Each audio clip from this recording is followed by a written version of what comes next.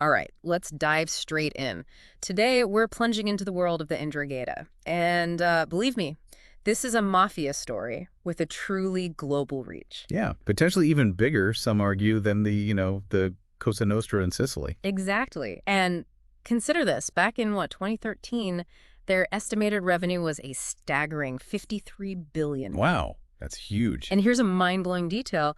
A U.S. diplomatic cable from 2010 suggested their illicit stuff, their activities, might account for around 3% of Italy's entire GDP. What's striking about those figures is just the sheer scale of it, Yeah, and often done with a level of discretion that really sets them apart, doesn't it? it does. While other groups might seek the limelight, the Ndrangheta has largely built its power through a more, well, understated yet incredibly pervasive network. Totally. So in this deep dive, which we've crafted specifically for your curiosity, you listening, we're going to unpack the most critical and frankly compelling information from our sources. Okay. We'll trace their origins back in Calabria, dissect their unique family-centric structure, Which is key. map their worldwide expansion, and explore the vast scope of their criminal enterprises.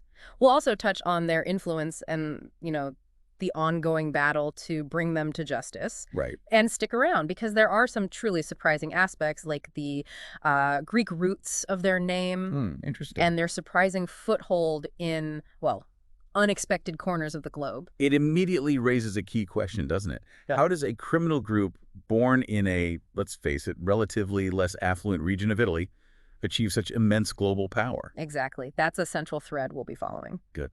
So let's journey back. 19th century Calabria, that's the region in Italy where the 'Ndrangheta first emerged. Right, the toe of the boot. Precisely. Right. Now, the name itself, 'Ndrangheta, it has this intriguing backstory, apparently with roots in the Greek language. Greek, really? Yeah, we see connections to words like Andrathia, I think I'm saying that right, Okay. which signifies gallantry or manly virtue, and andragathos, meaning brave or courageous man. Manly virtue. Brave man. Even the local Calabrian verb indranghetiare suggests engaging in a defiant and valiant attitude. Wow. It's quite a contrast, isn't it, between those, seemingly honorable origins of the name and the often brutal reality of what they actually do. It absolutely is. Makes you wonder about the journey, Yeah. from those initial ideas to the criminal enterprise we see today. Right. And this is where historians like John Dickey offer a fascinating perspective. He suggests that maybe the Ndrangheta's earliest foundations were tied to these positive values, which then, unfortunately, kind of devolved into criminality over time. That makes sense. A sort of corruption of ideals. He points out that the name Ndrangheta likely didn't get widespread use among Calabrian mafiosi until around the late 1920s, Okay. which interestingly coincides with its first appearance in Carabinieri records, police records. Ah, okay. So it became official in a sense around then. Seems like it. And the writer Corrado Alvaro later brought the name to broader public attention in 1955. That idea of like an initial positive framing isn't totally uncommon in the history of organized crime, is it? No, you're right. Groups often try to establish some sense of tradition or even a distorted moral code, which, can then be exploited or just totally abandoned as their criminal activities expand. Absolutely. And before the standardization around the name Ndrangheta, our sources reveal that similar groups in Calabria went by a whole range of names. Like what? Well, you had Camaristi, Piccioteria, the Honorata Societa, that means honored society, Right. and things like Endrina, Familia Montalbano, Fibia, even just Camorra or Mafia sometimes. Interesting how those names shifted. Yeah, but remarkably, by the 1890s, court documents already point to, a hierarchical organization and a defined code of conduct. Already back then, Yep, crucially including omertà, that infamous vow of silence. of course. And incredibly, a written code emphasizing honor, secrecy, violence, solidarity rooted in blood ties, and mutual aid was actually discovered way back in 1897. Wow, a written code from the 1890s. That's really telling, isn't it? It shows that even then, these weren't just, like, random thugs.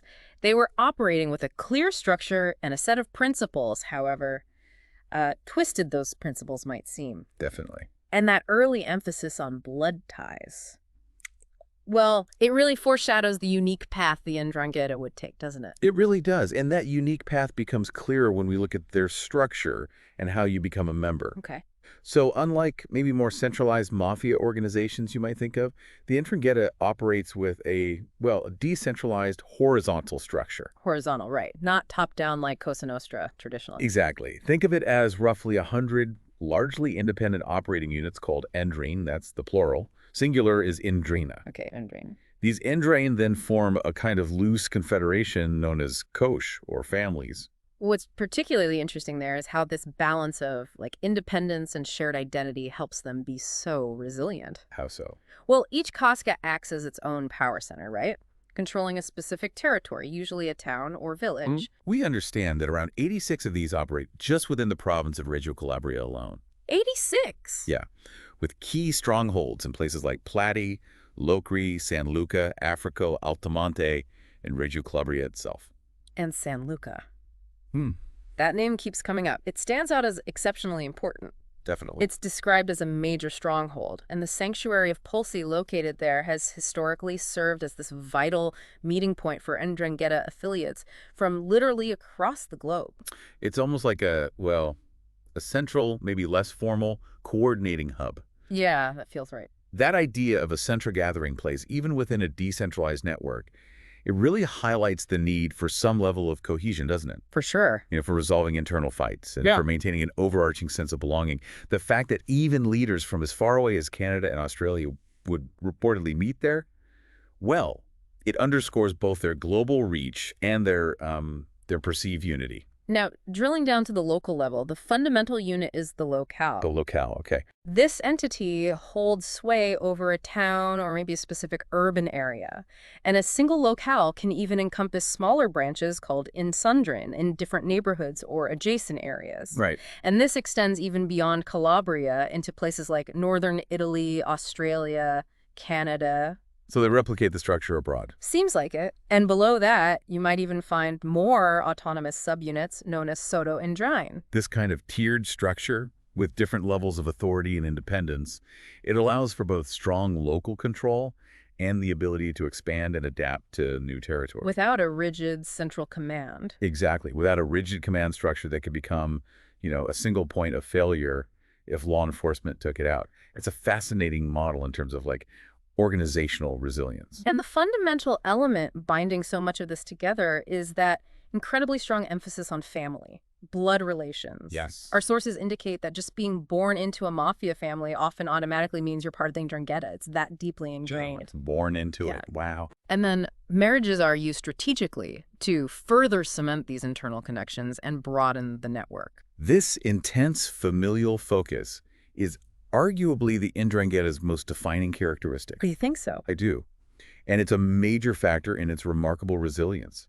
It fosters this deep loyalty and a code of silence, the omerta, that's just incredibly difficult for outsiders, including law enforcement, to penetrate. Right.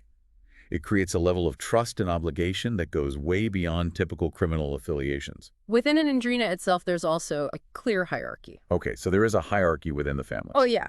You have the soldati, the soldiers, basically expected to follow orders without question. What soldiers? They can then rise to become camaristi, who lead groups of soldiers. Above them are ranks like centista and evangelista. The latter involves an oath sworn on the Bible, apparently. Swearing on the Bible. The irony continues. Doesn't it? Then comes the quintino or padrino, second highest level, 5 members reporting to the boss. Who ultimately holds the title of capabaston, the head of command for that Ndrina. So this internal hierarchy ensures clear lines of authority and control within each family unit, while the larger sort of confederation of families allows for widespread influence and expansion, but without the vulnerabilities of a highly centralized structure. Makes sense.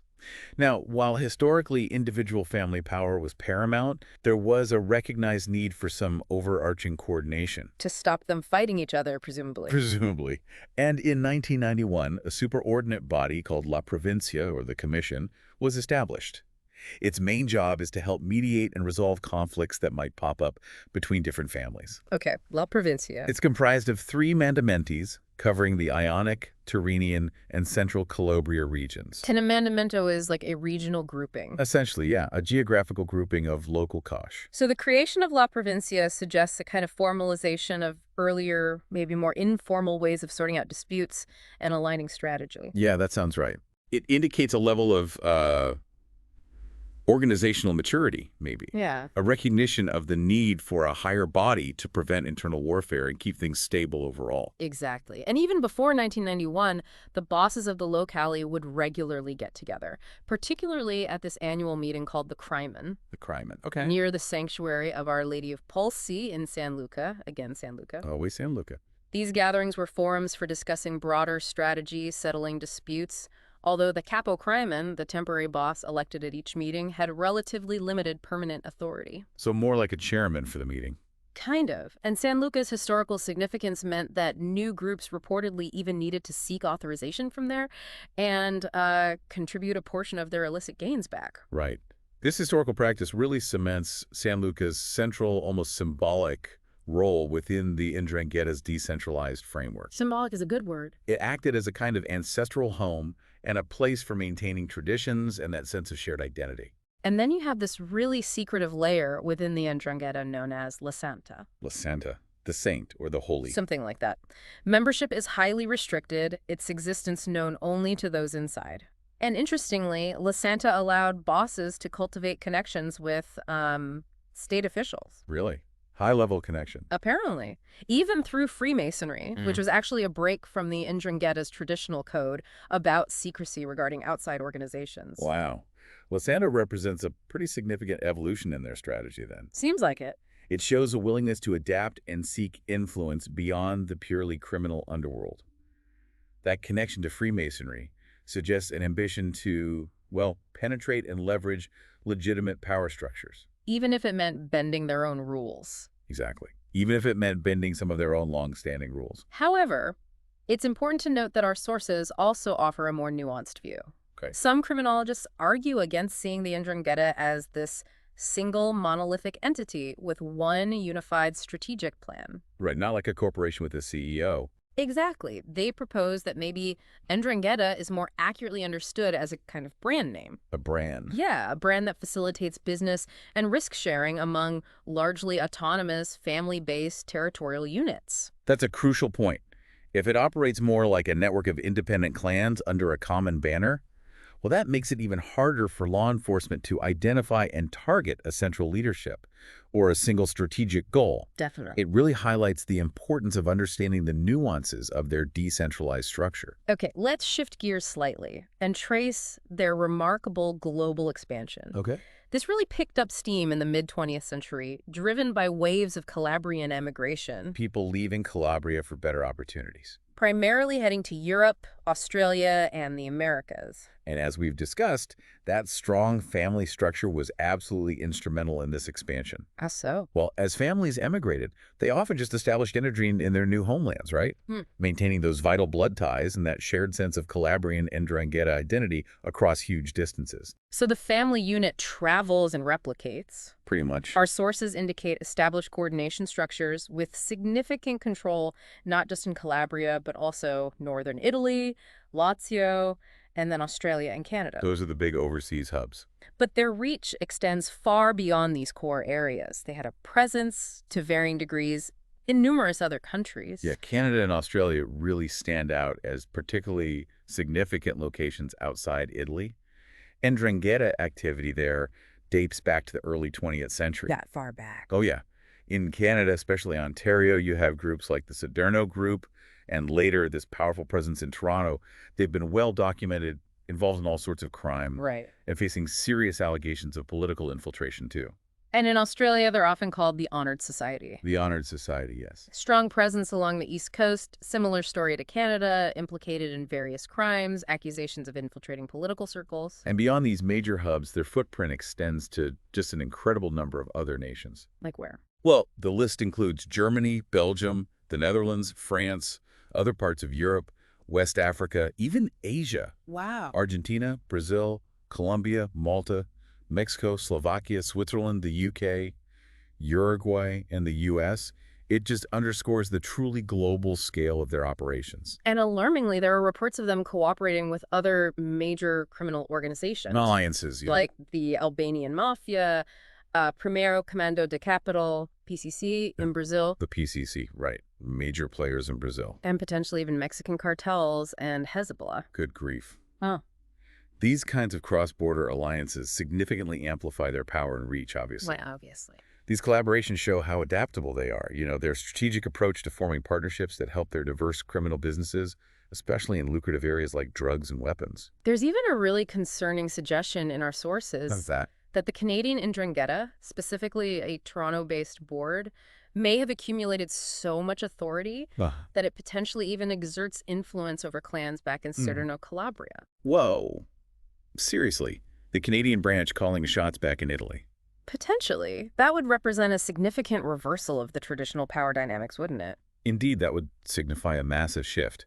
It suggests that certain overseas branches have become incredibly powerful, maybe even eclipsing the authority of some original clans in Calabria. Wild. It really speaks to the evolving nature of their global network. Okay, let's delve into the core of their operations now. Their criminal activities and the immense profits they generate. And money trail. And the list is, well, it's extensive and diverse. We're talking racketeering, drug trafficking, where they're believed to control a huge portion of Europe's cocaine transit. Huge portion. Some estimates put it incredibly high. Weapons trafficking, loan sharking, money laundering, fraud, extortion, murder, robbery, and a really dark chapter in their history, kidnapping. Ah, yes, the kidnappings. Over 200 attributed to them between the 70s and mid-90s, including the notorious Getty III kidnapping.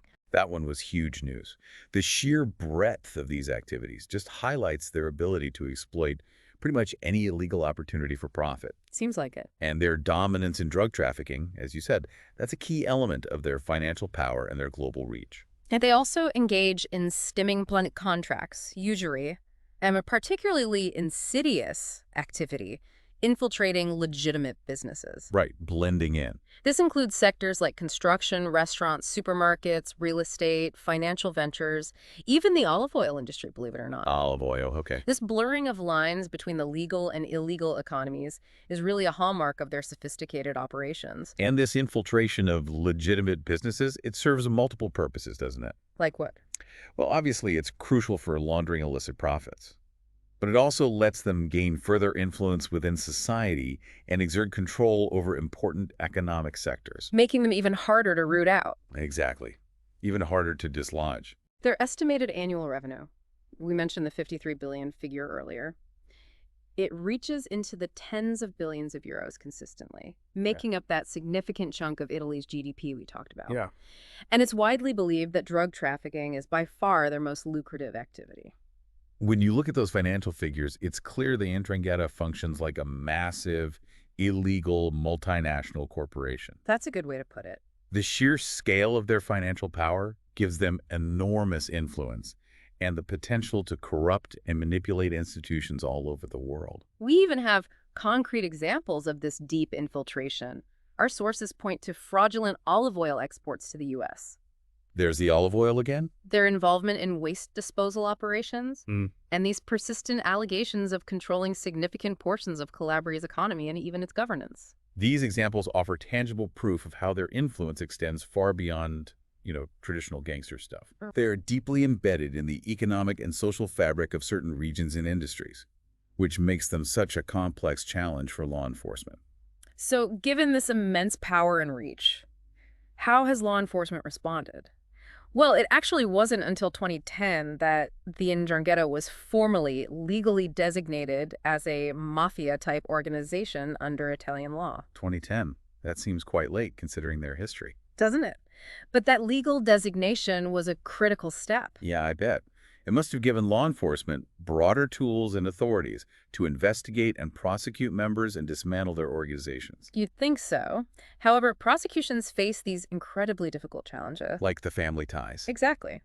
Their recruitment practices, based almost exclusively on blood relations, make it exceptionally hard to recruit informants or state witnesses. Pentiti, as they call them in Italy. Right. They have far fewer individuals willing to cooperate compared to, say, the Sicilian Mafia.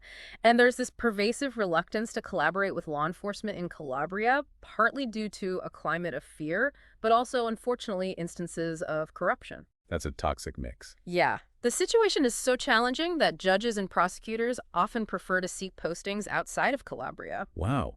The deeply ingrained familial structure creates this almost impenetrable wall of silence, the omerta, and the lack of trust in law enforcement in certain communities. It just further hinders efforts to gather intelligence and secure convictions. It's a huge obstacle. Interestingly, though, the Ndrangheta generally tends to avoid direct, overt confrontations with the Italian state. Unlike Cosa Nostra's bombing campaigns in the 90s. Exactly. They seem to prefer operating with a lower profile, less public attention. Yeah, this more subtle approach, compared to some other groups that have engaged in open warfare with the state, it's likely allowed the Ndrangheta to grow its power more quietly. And avoid the full force of state crackdowns for longer. Possibly, yeah. There have been some powerful voices speaking out, though. In 2014, Pope Francis publicly condemned the Ndrangheta. A pope, what did he say? He condemned them for their adoration of evil and contempt of the common good, and stated that mafiosi are excommunicated. Although, technically, this wasn't a formal excommunication under canon law. Still, a powerful statement from the Pope. That carries significant moral weight, especially in Italy. Absolutely. It underscores the widespread societal rejection of their criminal activities and their damaging impact on communities. And despite all the considerable challenges, there have been numerous law enforcement operations, both in Italy and internationally. Raids and arrests. Yes, resulting in arrests and substantial asset seizures. These operations really highlight the organization's extensive reach and involvement across various sectors. Any specific examples? Well, we've seen examples like operations in Milan and San Luca, multinational cocaine busts, the dissolution of the Reggio Calabria City Council due to mafia ties. Dissolving a whole city council. Yeah. Arrests of politicians and officials implicated in Ndrangheta activities, and these large-scale trials, most notably the Maxi trial that began in 2021. Right, the Maxi trial against the Ndrangheta, huge undertaking. These ongoing efforts definitely show a commitment to combating them. But, as our sources also make clear, dismantling such a deeply entrenched and globally interconnected organization, well, it remains an immense and complex undertaking. We even see setbacks in these efforts. Remember Project Sindicato in Canada? Vaguely, yeah. What happened there? Well, despite initially leading to numerous arrests and significant seizures, it encountered major legal hurdles. Like what? Improper use of wiretapping, breaches of solicitor-client privilege, stuff like that. It ultimately resulted in stayed charges and the return of seized property. Ouch. That really underscores the legal complexities involved in tackling these sophisticated criminal organizations, especially when they operate across borders. For sure. That particular case serves as a stark reminder of the difficulties in navigating legal frameworks while investigating these highly organized and internationally active criminal enterprises. You've got to cross every T and dot every I. Absolutely. Okay, finally, let's briefly touch on their presence in popular culture. Right. Interestingly, in Calabrian folk culture, there are these historical references to the Spanish Garduña. The Garduña, like the mythical Spanish secret society. That's the one. Although no concrete or substantiated link has ever actually been established between them and the Ndrangheta. Those references might just point to a long-standing tradition within the local culture of narratives about, shadowy or rebellious figures, even if the specific connection isn't proven. Could be. More recently, between 2000 and 2005, a music producer, Francesco Spano, released compilations of Italian Mafia folk songs. Mafia folk songs, seriously? Yeah, titled La Musica della Mafia. These collections often featured actual Ndrangheta musicians themselves. Singing about what? Singing about themes like vengeance, betrayal, their own sort of code of justice, and their experiences in prison. Wow. Those musical expressions offer a fascinating, if maybe disturbing, glimpse into the internal perspectives and self-narratives of some members. Yeah, revealing their own values and how they see their world. And then in literature and cinema, Roberto Saviano's big 2013 book, 000. Ah, Saviano, yes.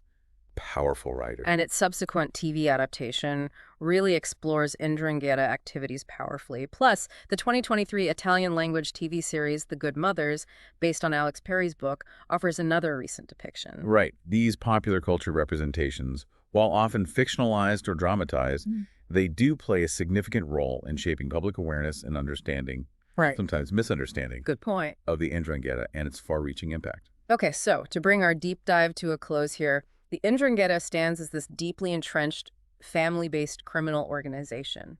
Firm roots in Calabria. Definitely. Over time, it's expanded its influence across the globe, evolving into an exceptionally powerful force in drug trafficking and a whole range of other illicit and even seemingly legitimate sectors. Its distinctive, decentralized structure and its profound social entrenchment within communities pose these significant ongoing challenges for law enforcement agencies everywhere. What really resonates for me is that initial contrast we talked about. The name. Yeah, the brutality of their criminal enterprise set against the seemingly virtuous meaning of their name, manly virtue. It prompts a deeper thought about how initial values, whatever they might have been, can become so utterly corrupted. That's a powerful thought. And just the sheer scope of their infiltration into legitimate economies and political systems around the world. Yeah. That's a truly sobering thought. And on that note, here's something for you, the listener, to reflect on. What are the broader implications of such a deeply rooted and globally connected criminal enterprise thriving in our modern world? What does its continued existence tell us about the persistent challenges of effectively combating organized crime in an increasingly interconnected global landscape? And what further questions has this deep dive sparked for you about the complex interplay of power, family loyalty, and the darker currents of globalization?